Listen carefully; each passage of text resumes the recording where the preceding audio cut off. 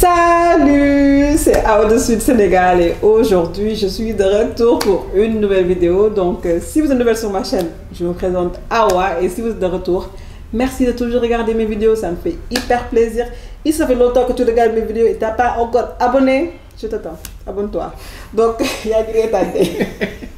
Donc aujourd'hui, j'ai un invité qui s'appelle Djaraf Seck. Donc Djaraf, c'est un jeune Sénégalais, on va dire, qui est au Sénégal depuis 7 ans. Donc Djaraf, je vais te laisser te présenter pour les gens qui ne te connaissent pas, on va dire. Ok. Alors, salut tout le monde, je suis Djaraf Seck, sénégalais. J'ai toujours vécu au Sénégal, j'ai été en France pour faire mes études. Après, je suis rentré il y a maintenant 7 ans, je me suis réinséré professionnellement et aujourd'hui je suis là pour vous faire part un peu de mon retour d'expérience. Exactement. En fait, la dernière fois, je faisais un débat sur Instagram. Donc pour les gens qui ne me suivent pas sur Instagram, je fais beaucoup de débats là-bas. Donc on parlait un peu du retour. Je voulais savoir les expériences des autres gens. Parce qu'il y a tellement... Je pense que la plupart des questions que je reçois, c'est à propos des gens qui veulent rentrer. Et je me suis dit, en fait, ce serait mieux... Parce que moi, j'avais déjà partagé mon expérience, mais ce serait mieux d'inviter d'autres gens pour avoir, you know, other perspective. Et Djaraf est mon premier invité sur ce côté, sur Djaraf. Donc, comme il a dit, il a fait toutes ses études, les études de premier jusqu'à bac au Sénégal. Oui, c'est ça, de la 6e.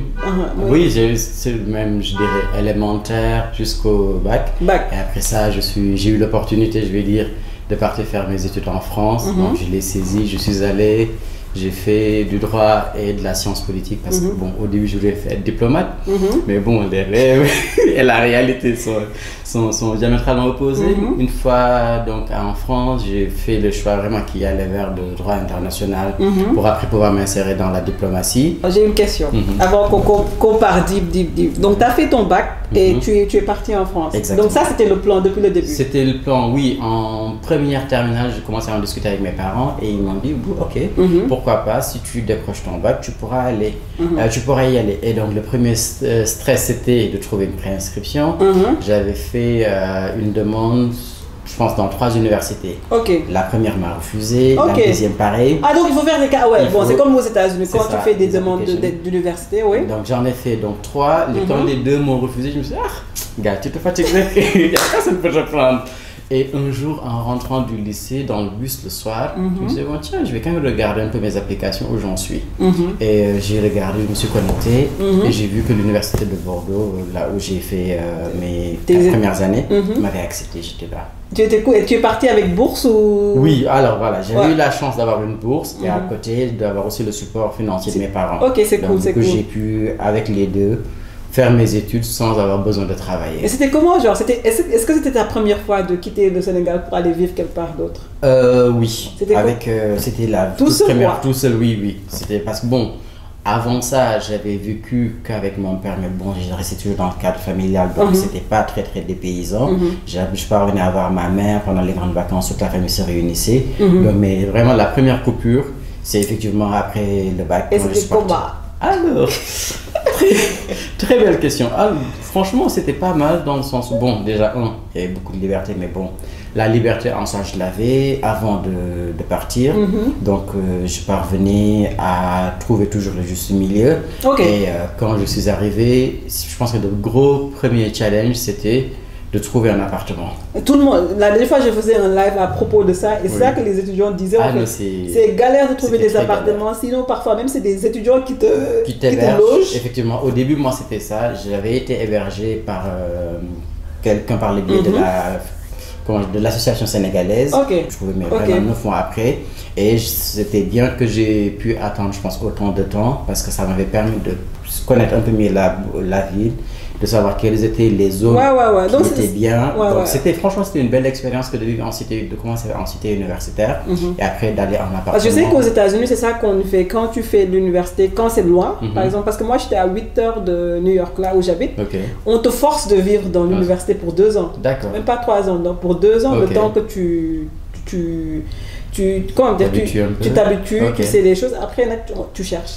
Mais je pense que ma 3e année et ma 4e année, j'étais en dehors de l'université. Et c'était plus d'air. Non, c'était pas mal, j'avoue. Parce que au moins, quand tu es en ville, il y a plus d'animation, il y a plus de choses, c'est plus accessible pour sortir et tout ça. Alors que quand c'est ensuite universitaire. Mais là, tu recommanderas aux gens qui nous suivent peut-être de faire une saison. Alors, ça dépend. Si vraiment la personne est assez à l'aise pour vivre en ville et ne pas se laisser vraiment, comment je vais dire, par la ville, why not? Mais après, en cité universitaire, on a aussi la possibilité de mieux se concentrer. De plus te cadrer. Voilà, de plus se cadrer, vraiment, c'est ça le mot. Mais après, ça dépend des gens. Il y a des gens qui sont très très responsables, qui maintenant dès le début, ils savent ce qu'ils veulent, ils sont venus pour ça. Et après, qui parviennent quand même à trouver le temps et l'opportunité de s'amuser tout en faisant les deux. C'est ça qu'on faisait nous. Moi, je me rappelle, on était dans la librairie, librairie, comment on dit? Bibliothèque. On était là-bas chaque jour jusqu'à 1h du matin. Mais à partir de jeudi, bon. S'il n'y a plus personne. Oui, dans le forêt. Après, c'était la même chose en France aussi. Vendredi matin, quand les gens venaient à la fac, tout le monde avait son petit trolley pour partir en week-end et tout ça. Donc, c'était. Ouais, c'est ça. Jeudi soir, effectivement.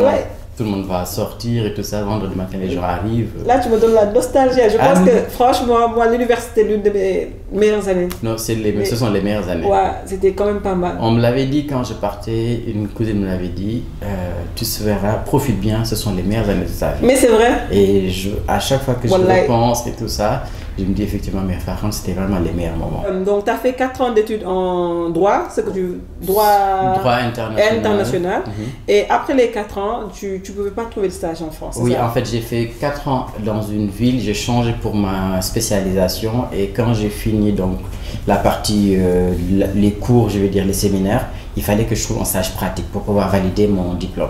Et déjà, j'avais commencé par vouloir faire de la recherche parce que je voulais, comme toujours dans le droit international, je voulais dans le droit humanitaire. Avec la diplomatie. Avec la diplomatie. Donc, en tout cas, vraiment travailler dans les relations internationales. Et après, à un moment, j'ai eu un gros doute. Surtout, j'étais dans une petite ville où il n'y avait pas beaucoup de monde. Et j'avais déjà pris des habitudes avec les camarades de promo. Et quand je me suis retrouvé tout seul, je me suis dit... Not for you? Non, j'avais déjà bien avancé dans ma recherche, j'avais déjà mon plan et tout ça, et je voulais faire une thèse plus tôt.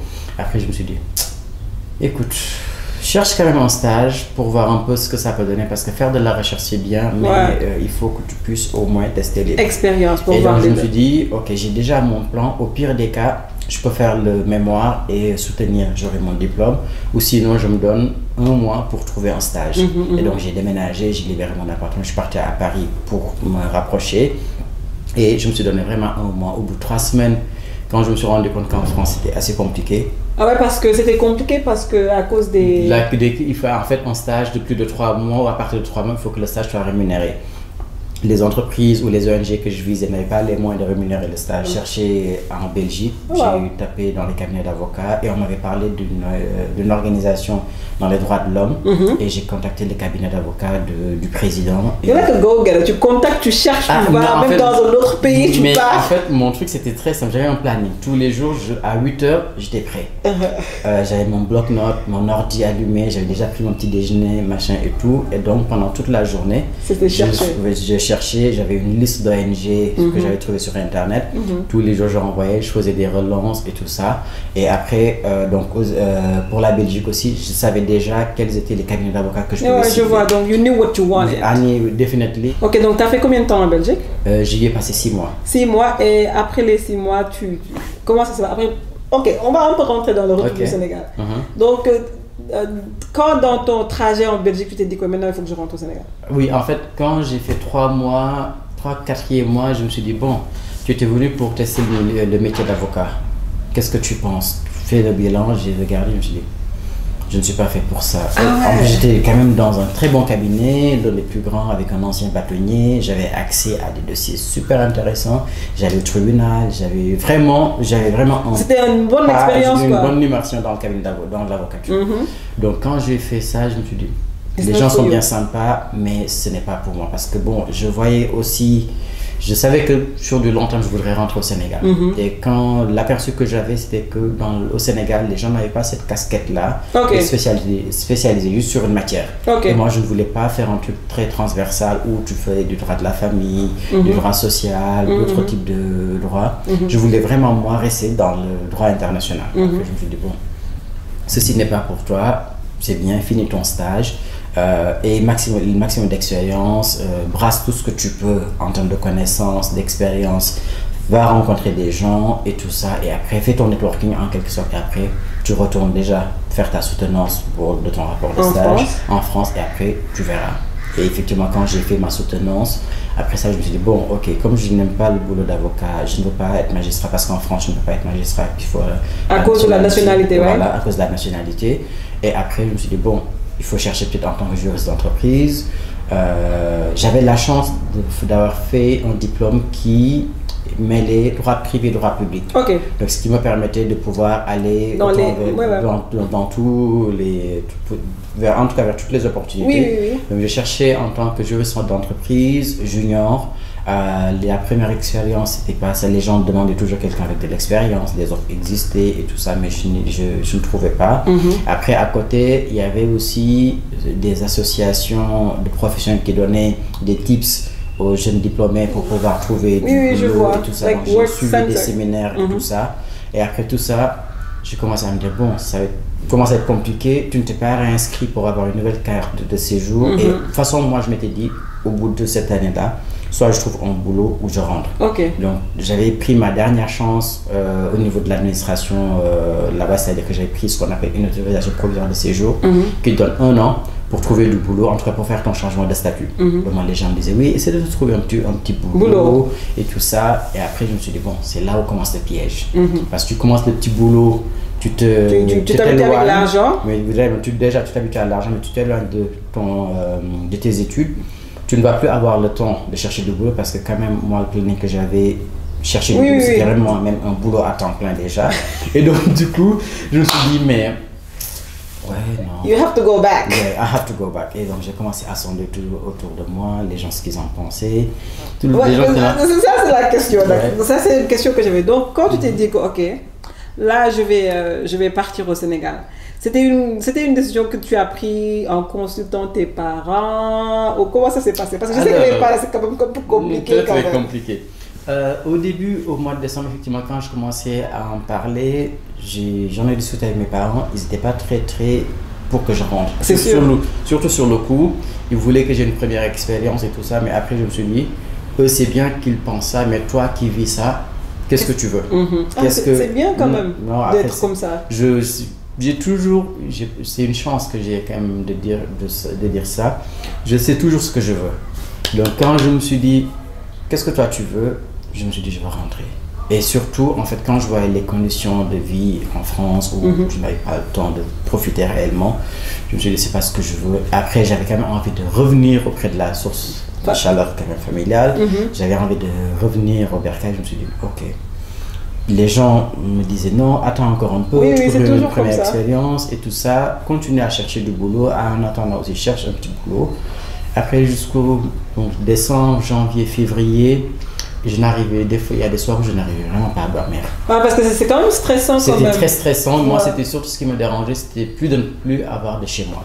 Parce que j'étais, donc comme je ne savais pas où aller, où je devrais être, donc sous combien de temps machin, donc je passais mon temps à jongler un peu chez une tante ici, quelques semaines, quelques mois, chez un cousin, et ainsi de suite, ainsi de suite. À un moment, ça m'a un peu dérangé, je me suis dit, c'est pas grave, il faut que tu rentres.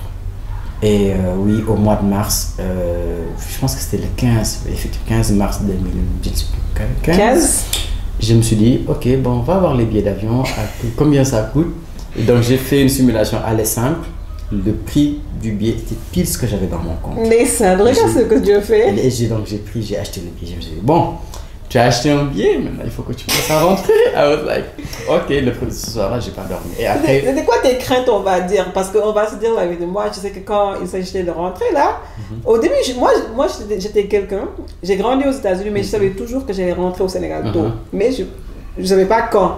Donc quand l'idée venait un peu dans la tête et quand ça venait vraiment, j'étais en mode oh my god, imagine si je pars, je trouve pas de boulot, j'arrive pas à travailler, genre surtout moi, toutes les craintes que les gens me disaient, parce que moi aussi mes parents vivent aux États-Unis, tous se me disaient mais est-ce que tu es folle à... ça va? C'est clair. Tout le monde disait la même chose à mon époux, tout le monde disait mais est-ce que ça va? Donc tu as cette crainte que peut-être ce que les gens disent, ça va s'arriver. Donc moi je savais que c'était déprimé. Hein? Non, il y a eu des soirs de déprime. Hein, en fait, moi, il y avait avant vraiment que je prenne la décision d'acheter mon billet, il y avait un soir où je n'arrivais pas à dormir et j'ai pris mon ordi, j'ai allumé, je suis allé sur internet, j'ai cherché des vidéos de gens qui étaient rentrés, quel était leur retour d'expérience, ce qu'ils en pensaient, ce qu'ils recommandaient aux gens. Et je pense que j'étais tombé sur 3 personnes qui disaient si vous avez vraiment la possibilité, sautez le pas. Et je me suis dit, je pense que j'ai regardé ces vidéos en boucle pendant quelques jours et après je me suis dit, écoute, je le fais. Et après, effectivement, quand j'ai pris mon billet, que je me suis dit, bon, là, de toute façon, c'est le grand saut. Et en plus, j'avais pris un aller simple. Aller simple, j'avais pris un aller-retour. Non, j'avais pris un aller simple. Parce que de toute façon, j'avais pas les sous pour faire un aller-retour. Et surtout, j'avais aucune visibilité sur la durée. Après, je me suis dit, en fait, là, le plan, c'est ça. Tu y vas, tu avais déjà peut-être trouvé un premier stage quand tu devais faire ton stage de fin d'études que tu avais décliné. J'avais dit à la personne peut-être que je reporte. Et donc du coup je me suis dit le plan serait tu arrives, tu prends ce stage là. Quand tu vas t'insérer professionnellement, les gens vont t'oublier. Et donc du coup moi c'était ça. Donc j'ai pris le stage. Donc 2 semaines, je me suis laissé 2 semaines pour organiser mon déménagement, voir les affaires dont je devais me débarrasser, qu'est-ce que je devais donner, qu'est-ce que je devais prendre et on convoyait ça. 1 semaine après, j'en ai parlé à mes parents. 1 semaine? 1 semaine après. Donc j'ai dit, bon, je pense, non, je leur ai dit, je venais en vacances. Je venais en vacances. Et quand tu venais en vacances? Que je venais en vacances. Quand j'ai atterri avec mes valises, mon père m'a regardé, il m'a dit, mais toi, avec toutes ces valises là, tu viens en vacances? J'ai dit oui. Et donc, après quelques jours, je leur ai dit, bon, je pense quand même que je vais faire le stage que j'avais décliné. Au moins, ça me donnera une première expérience. C'est une bonne idée, ça? Non, donc c'était ça. Mais c'était vraiment ça le plan. Et j'avais pris le stage pour 6 mois. Et donc, du coup, quand j'ai fait ce stage-là pendant 6 mois, ça m'a vraiment donné une réalité du marché des droits de l'homme dans lequel je voulais m'insérer. Et c'était pas ce que je voulais. Ok, donc attends, j'ai une question. C'était quoi, Marc? J'ai une question, ça vient juste de me sortir de la tête. Les parents? Non, c'est cool que le fait que tu les as un peu... Mais devant le fait accompli. En fait, moi, j'ai compris parce que j'ai appris de mon expérience vers le mois de décembre. Quand j'en avais parlé, ils avaient réussi à me dissuader. Ok, et cette fois-ci, t'en voulais pas? Cette fois-ci, prends-toi ta décision, sois sûr que c'est ça que tu veux. Après, eux, ils sont là pour t'accompagner. Mais quand même, je pense que, moi, je dis toujours aux gens, parfois, c'est un retour qu'il faut un peu préparer parce que tu as quand même... Après, moi, vraiment, c'était très, comment je vais le dire, très spontané. Oui, mais tu avais un travail, un stage qui t'attendait aussi. Oui, mais après, bon, le stage n'était pas rémunéré. Ok. Donc, il fallait que, en venant dans mes prévisions, que j'ai de quoi, avec l'argent, avoir de quoi tenir pendant 6 mois. Et après, j'avais réussi, je ne sais pas. Mais comment ça fait ça? Je ne travaillais pas. Donc après, c'était vraiment une... je pense que... Il y a le mot, en fait. Il y a des choses aussi, c'est comment on dit, c'est pour ça. Je pense qu'on dit, regarde, il y a là. Merci. À chaque fois, quand tu te lances dans certaines choses, il y a le fait que c'est... Effectivement, quand je rentrais, j'avais peut-être 1 000 €, un truc comme ça, qui ne me permettait même pas de vivre quelque temps. Et donc, j'ai quand même réussi à avoir des fonds pour vivre pendant 6 mois. Wow. Donc, j'ai payé mon transport tous les jours, mon déjeuner, mes sorties, et je sortais beaucoup. Tu sortais beaucoup? Je sortais beaucoup. Alors, il faut que je pense que moi, je dis que toujours que c'est par exemple, même pour moi, mes 6 premiers mois ici, je ne peux pas te dire où mon argent est parti. Non, je ne sais pas. Non, sérieusement, moi, je ne savais pas. Encore une fois, je m'étais dit que ces 6 mois-là, c'est vraiment ton expérience d'intégration professionnelle. Ok, professionnelle. Il faut que tu en profites pour rencontrer du monde, faire du networking, voir un peu quelles sont vraiment les opportunités qui peuvent se présenter à toi. Parce que le titre de séjour que j'avais pris, c'était sur 1 an. Je m'étais dit, au pire des cas, même si j'ai amené toutes mes affaires, au bout de 6 mois, si vraiment je ne me sens pas à l'aise, je ne me sens pas intégré, j'ai peut-être 3 ou 4 mois pour repartir. Je dis ça toujours, moi je dis pour les gens qui rentrent, quand vous rentrez, ne vous fixez pas, genre, on rentre, c'est fini, c'est truc. Oui. Moi, je dis toujours, moi, j'espère que je vais rester au Sénégal, mais si j'ai plus d'opportunités que j'ai, voilà, je vais repartir. Non, c'est clair. C'est non, ça, après, en fait. il faut toujours, pour moi, il faut toujours avoir un plan B juste assez. Jusqu'à des même. Et du coup, donc pour moi, je devais donc investir. Moi, c'est pour ça que aussi accepter le stage non rémunéré ne m'a pas dérangé. Parce que pour moi, c'était le moyen d'avoir le premier pas dans le monde professionnel. Donc, et comme c'était dans les ONG, je participais à des événements externes où je pouvais aller rencontrer des gens qui ont le même parcours que moi, pour discuter avec eux. C'était un networking opportunity. Non, vraiment, pour moi, c'était vraiment du networking. Ok, les gars, on va parler du truc. Je sais que premiers 6 mois, you go out networking, blah, you know, all of these things. Donc, c'était quoi les difficultés quand même, le retour parce que les premiers mois, pour moi, tu sais, tu vois mon couch là. J'étais assise ici tout le temps, genre en train de regarder les murs, genre, mais qu'est-ce que je fais? What am I doing? Pour moi, c'était un peu différent parce que je voulais travailler pour moi-même. Et ça prend beaucoup plus de motivation, on va dire, because it's your thing. Tu n'as pas un patron à qui truquer. Je suis sénégalaise, on va dire, mais quand tu as grandi aux États-Unis où tu as passé beaucoup de temps là-bas, quand tu reviens, il y a un peu un culture shock. Du coup, c'était un grand changement, donc j'étais là en mode. Ma soeur m'a dit, mais toi, tu as suite sénégalaise. Tu peux faire tellement beaucoup de choses. Sors, t'as des caméras, mais comment ça a filmé? C'est comment je me suis levée? Mais les 6 mois, c'était déprimé. C'était comment pour toi? Moi, en fait, peut-être que c'est différent ou c'était décalé. Les 6 mois là, comme je suis arrivé et que j'ai commencé à bosser, je n'avais pas le temps réellement de poser, de penser et tout ça. Après, le regard de la société est toujours très différent. Les gens te regardent différemment parce que je ne sais pas pour quelle raison les gens pensent qu'ils ont ce droit là de te juger, donc les gens te regardent différemment, tu sens réellement vraiment le regard des gens. C'était très pesant. Donc quand tu sors, tu es obligé de raser un peu les murs pour pas être vu par beaucoup de gens.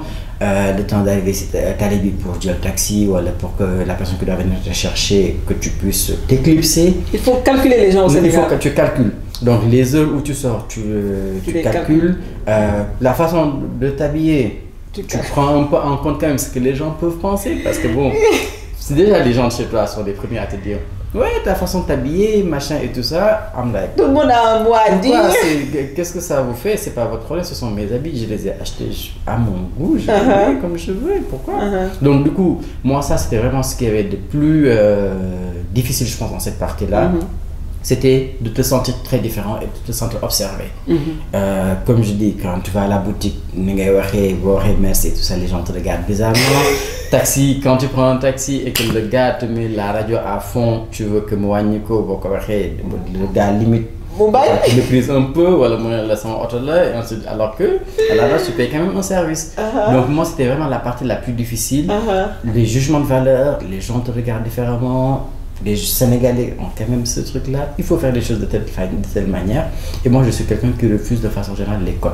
Quand tu me dis il faut faire comme ça, c'est là où je le fais. Donc, on parlait. Ma caméra me rousse toujours ça fait capote. La caméra, comment elle me rousse, c'est un peu trop. Donc, tu parlais un peu de le fait de calculer les gens.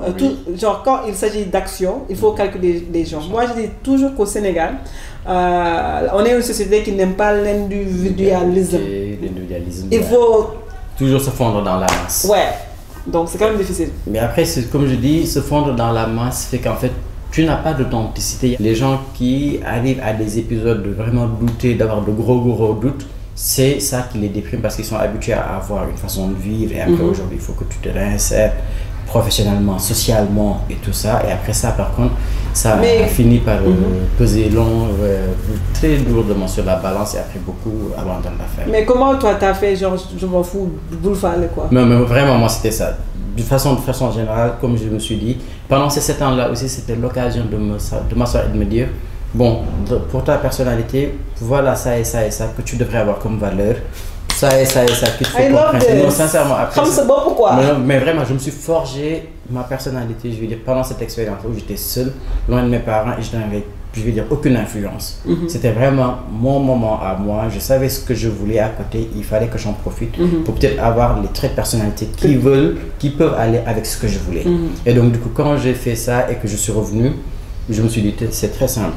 Tu as ta philosophie, tu as ta façon de voir les choses, tu fais les choses telles que toi tu as envie de les faire. Mais l'adaptation, parce que parfois moi je vois qu'il y a des gens qui viennent, qui veulent changer les gens ici. Et je leur dis toujours que ça va être trop compliqué. Non, c'est en manière, il faut s'adapter, on va dire, mais ne pas te perdre aussi. En fait, moi, comme je dis, pour moi, toi, si on t'accepte dans ta différence, il faut que tu acceptes les autres dans leur différence. Oh, I love et this. Ce sont les petites différences là qui font que vous trouvez des points communs, des choses dont vous pouvez discuter, voir un peu quelle est la façon de voir les gens sur tel aspect, comment toi tu vois, est-ce que c'est une vision, c'est juste parce que ils n'ont pas plus de perspective que ça, alors que toi tu as peut-être fréquenté d'autres personnes qui ont une autre mentalité. Après, c'était vraiment ça. Après, moi, je me suis dit, tant que toi, tu parviens à être accepté dans ta différence, il faut que tu acceptes les autres dans leur différence. Ça, c'est très vrai. Et après, c'était ça. C'est la tolérance, on va dire. Mais c'est vraiment ça, la tolérance. Et après, bon, ça marche par contre au Sénégalais. Moi, tolérance, la tolérance. Les gens ne sont pas très tolérants quand tu... Manque d'empathie. Manque d'empathie, même si... C'est une autre conversation pour d'autres jours. Mais c'est ça. Et donc, du coup, après, donc ces 6 mois-là, c'était vraiment le plus gros challenge. Après ça, c'était le stade de la réinsertion sociale, parce que professionnellement tu as pu te réinsérer et que tu passais beaucoup de temps au boulot, donc tu n'avais pas le temps de subir la pression familiale. C'est quand maintenant tu es au chômage ou que tu te dis plutôt qu'est-ce que je dois faire, que en ce moment-là que tu as peut-être le temps de subir le regard de la société et de dire qu'est-ce que je fais. Donc pour toi, après, pardon de te couper, après les 6 mois de stage, donc ton stage avait pris fin. Moi j'y ai mis fin. Toi tu as mis fin. J'ai mis fin parce que je ne voulais pas et la façon de travailler ne me convenait vraiment. Ok, moi je t'aime bien parce que toi tu sais ce que tu veux. Non, en fait, moi les choses sont très claires. En fait, tout ça je pense aussi c'est quelque chose qui me manque ici. Dans les études, on ne prépare pas les gens à des projets professionnels. Et après moi, la question de la diplomatie, je voulais faire ça depuis très longtemps. Il y a l'oiseau qui chante là pour nous. Ah mais enfin, ça aussi c'est l'un des points qui te font tenir quand rien ne va. Les oiseaux. D'entendre les oiseaux, de te dire que je peux marcher pour aller à la plage, de sortir sans avoir un sou dans ta poche, tu peux sortir, aller marcher, des choses comme ça. Tu peux trouver très rapidement le moyen, comme je dis, de narsabop et de revenir à un meilleur état d'esprit. Et après ça, quand donc, je savais que je ne voulais pas ça, je me suis dit, ok, qu'est-ce que je fais? Donc pendant ce moment de réflexion-là, c'est à ce moment-là que tu commences effectivement à sentir le poids social, la pression, il faut que tu trouves du boulot, il faut machin et tout ça. Et après, je me suis dit, bon, écoute, tant que tu as une activité, les gens t'oublient. Donc, essaie de faire de la consultance. Non, vraiment, je me suis rendu compte pendant les 6 premiers mois, personne ne t'es calculé parce que tu te levais et tu partais au bureau. Tu partais au bureau, tu rentrais en fin de journée, et tu as juste le temps, quelques heures à passer en famille et le lendemain rebolote les week-ends et tout ça. Et je me suis dit, bon, lance-toi dans la consultance, ça peut te donner une opportunité, peut-être de voir les choses différemment, peut-être que tu auras envie de monter ton propre truc.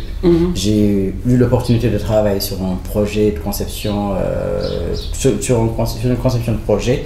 J'ai accompagné une start-up et avant la fin de ce projet-là, j'ai été approché par notre cabinet pour de la consultance. Ok, et tout ça tu l'as eu à cause du networking que tu avais fait? En soi, oui, c'était vraiment à cause du networking. Combien de temps tu es resté à la maison sans travail après les Alors, je dirais 3 mois. Dans les 3 mois, il y a aucun moment tu t'es dit, ok, il faut que attends, je vais retourner à France. J'y ai pensé, mais pas plus que ça. Parce que pour moi, comme je m'étais dit, l'énergie que tu vas mettre là-bas pour trouver du boulot dans un pays qui n'est pas le tien, si tu le fais ici, tu la mets ici, tu pourras trouver. Parce que tu sais, les gens pensent que c'est... Parce que moi, je sais vraiment pas comment trouver du travail au Sénégal. Bon, ce qui est drôle, c'est que je vivais au Sénégal 2014-2016. Et le travail que j'ai trouvé, quand j'étais là, je l'ai trouvé dans le net. I went to go get it. J'ai écrit là-dedans. Je dis bonjour, je m'appelle je cherche au travail. Et comme ça, elle m'a dit envoie-moi ton CV.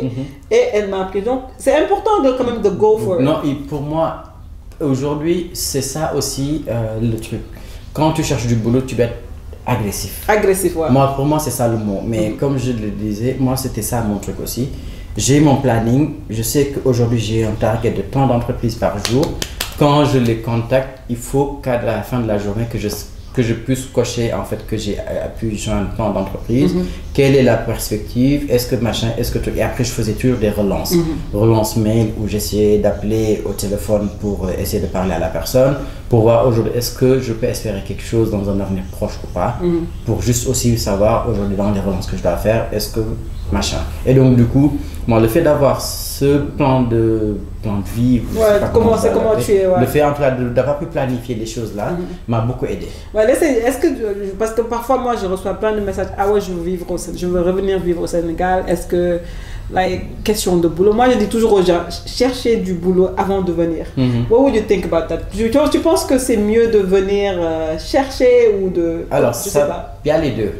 Quand on a la chance de pouvoir trouver avant de venir, mais ça c'est le parfait. Ça c'est ce qu'il y a de plus parfait. Maintenant, après, chercher en étant à distance aujourd'hui, peut-être qu'aujourd'hui on est très digitalisé dans les entreprises, mais il y a quelques années on n'était pas aussi digitalisé. Donc pour chercher du boulot, comment je vais dire, il fallait tous les matins aller déposer son CV, avec la lettre de motivation, machin. Et si tu n'es pas sur place, tu ne peux pas le faire. Et après, même les gens qui m'en parlent aujourd'hui, je dis toujours sur votre CV, même si vous candidatez en étant à l'étranger, mettez toujours une adresse locale et un numéro de téléphone local. Ça donne toujours à la personne. Tu as raison.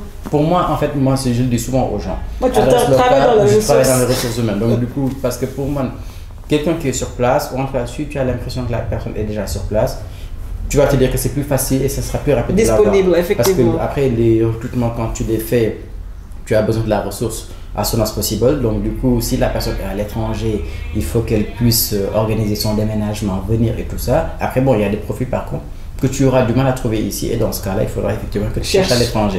Donc il y a un peu des deux. Mais si la personne a la possibilité de trouver en étant à l'étranger, ça c'est parfait.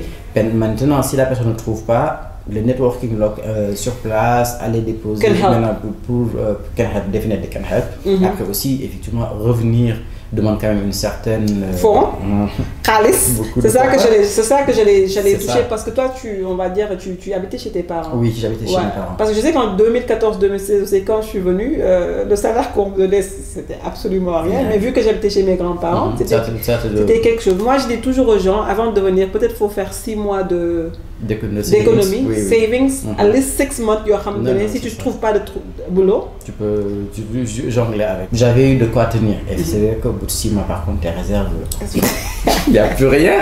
Donc après c'est là où tu commences à réduire un peu la fréquence des sorties. Bon, les achats de passe internet, si tu n'as pas internet chez toi et tout ça tu calcules. Tu fais un autre plan de survie et après mais effectivement les savings ça sauve beaucoup. Après bon, dans une société sénégalaise comme ça où les choses sont très imprévisibles, tu as beau faire tes plans mais bon ça ne se passe jamais comme tu veux. Avec la khalis, c'est ça, on parlait de ça même avant de filmer, que l'argent ici ça part très vite. Très vite. Si tu fais pas attention, tu vas te lever et tu te dis mais attends, mon argent il est passé par où? C'est clair. Est-ce que ça t'est arrivé là, tu n'as aucun argent là, tu commences à stresser? Plusieurs fois. Des fois tu te réveilles pendant des jours, une semaine, des jours, tu n'as aucun sou dans ton... Et tu ne peux pas demander aux gens. Tu ne peux pas demander aux gens, tu te dis mais... Il y a le barn, mais effectivement ça finit par arriver. Après dans le retour aussi, il y a la voie par l'entrepreneuriat. On n'y pense pas souvent. Après bon, il y a d'autres écueils, des failures quand tu viens, que tu veux entreprendre. Pour moi aussi, l'entrepreneuriat, il faut toujours prendre le climat local. On vient avec des plans, en fait, moi je suis d'accord. Toujours un projet bien monté, le montage financier, machin et tout ça. Sauf qu'on oublie de prendre l'écosystème. Ici, c'est très différent. Tu as beau faire des prévisions, des études, machin, les choses ne vont jamais se passer comme tu l'avais prévu. Et donc, du coup, ça, tu le fais. Après, tu te dis, ok, ça n'a pas marché, tu viens avec un état d'esprit et tu veux que ce même état d'esprit-là fonctionne dans une société différente. Donc, du coup, c'est de penser à l'entrepreneuriat et après de se laisser un peu de temps. Et après, l'entrepreneuriat aussi, ça c'est haut, ça c'est bas, ça marche, ça peut ne pas marcher, mais pour moi, encore une fois, il n'y a pas d'échec. Non, je suis d'accord. C'est toujours des leçons. J'ai fait ça, ça n'a pas marché. Pourquoi ça n'a pas marché? Ah bah tiens, dans le prochain truc, il faut que je prenne ça en compte. Et après, comme je dis aussi, le fait de faire du networking, de discuter avec les gens, c'est aussi de profiter de leur expérience. Pour moi, comme je dis, ce serait très dommage que de faire les mêmes erreurs que tout le monde. Si les gens ont fait cette erreur et que surtout ils ont eu comme je ne sais même pas si je dois dire, la gentillesse ou l'humilité d'en parler, parce que aussi beaucoup ne parlent pas de leurs échecs, on est toujours dans cette société de sutura où on regarde l'apparence qui est... Voilà, on fait tout de sorte que tout soit joli. Les gens qui parlent de leurs échecs, moi j'aime bien parce qu'en fait je me dis, ah bah tiens, la personne là, quand elle était en face de cette situation, c'est comment elle a fait. C'est comme ça qu'elle a fait. Donc man, je garde en tête que c'est ça le tips. Donc du coup, tu évolues avec ça et quand la situation se présente, ou même quelques temps après, tu te dis, ah bah tiens, mais mine de rien, cette situation-là, j'ai fait face à celle-ci, mais j'ai peut-être puisé dans l'expérience de l'autre, de ce qu'il m'avait dit, de comment il avait réussi à gagner ces situations. Et après, c'est comme ça que tu te rends compte que tu as pu éviter ces erreurs-là. Exactement, parce que pourquoi en fait, pour moi, c'était important d'éviter d'autres gens qui peuvent parler de leur expérience de retour, parce que c'est un topic qui vient très souvent. Mon expérience était différente de ton expérience. Et j'aurais même d'autres invités qui ont d'autres parcours, des mères de famille et tout ça. Donc, c'était super important pour moi de faire ça. Franchement, je pense qu'on a quand même touché à beaucoup de choses. Et qu'est-ce que je voulais dire?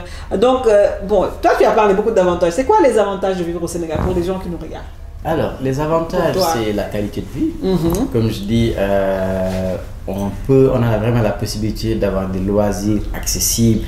Bon, pour moi, Dakar, en fait, il y a toutes les possibilités. Après, bon, la qualité de vie a un prix, ça aussi, c'est vrai. Mais 1000 francs non, 100 francs non. Mais en fait, c'est définitivement ça. Vrai, hein? Mais là, tu peux trouver quelque chose qui puisse te faire plaisir. Non, stress. Non, pourquoi qu'il stress? Pour moi, non, la vie là, elle est trop courte pour qu'on stresse pour des Je suis d'accord. 100 francs, l'idée de sa guerre, où tu prends ton café tout bas dans la rue, ton thé, tu te sens du warta avec quelqu'un. Et après, tu passes à autre chose. Bon, mais c'est 10 000 que tu veux t'acheter un truc, tu vas t'asseoir dans un endroit où tu peux trouver des trucs à la hauteur de ce prix-là. Pareil. Donc ici, pour moi, on peut vivre vraiment avec ce qu'on a. Après, bon, maintenant, là où ça devient compliqué, c'est quand on a peu et qu'on veut vivre dans un certain... Voilà. Donc là, par contre, ça devient compliqué. Les avantages, donc, la qualité de vie, comme je dis toujours, le fait de pouvoir accéder à la plage très facilement, ça aussi, c'est un énorme truc. On l'oublie, on l'ignore, ou je ne sais pas ce qu'on en fait, peut-être parce que aussi New York, c'est ça. Mais quand tu as été habitué à être dans des endroits où tu n'avais pas accès à la plage, pour moi, c'est un truc pour faire le vide. Quand tu veux te remonter le moral. C'est ça que je faisais. La plage, la première année. Plage, sunset, sunrise. Ça, c'est les trucs.